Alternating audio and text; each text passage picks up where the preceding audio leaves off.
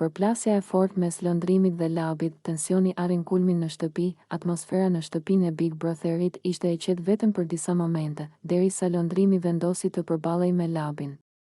Tensioni ndërmjet tyre kishte grumbulluar energji ditë pas dite, dhe tani çdo fjalë po pritej me padurim nga banorët që ishin mbledhur rreth tyre. Lëndrimi, i acaruar dhe me sy që digjnin nga zemërimi, u ngrit në këmbë dhe i drejtohet labit me zë të fortë. Labi mendoi se ka ardhur koha të flas hapur.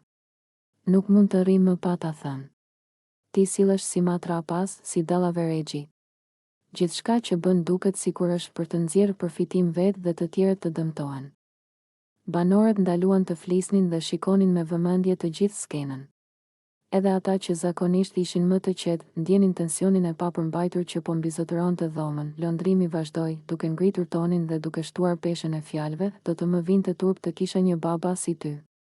Sikur çdo gjë ta kthesh në dobi të vetes, dhe kur të kapin, viktimizohet dhe përpiqesh të nxjerrësh keq të tjerët. Çfarë shembulli je për ata që na shikojnë nga jashtë?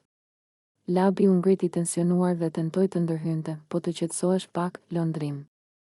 Nuk është e drejtë që më akuzosh kështu. Por lëndrimi nuk i dha asnjë mundësi ndërhyrjeje. Jo. Nuk do të lejoj të më ndalosh. Çdo gjë që bën është e dukshme.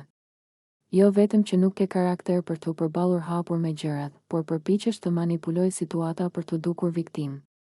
Dhe më e keqja, përpiqesh të nxjerrësh të tjerët keq, vetëm që të dalësh ti i pastër.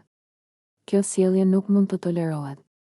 Banorët filluan të përshpërisnin mes tyre, disa duke shprehur habin, të tjerët duke u përpjekur të ruanin qetësinë. Por lëndrimi nuk u tërhoq.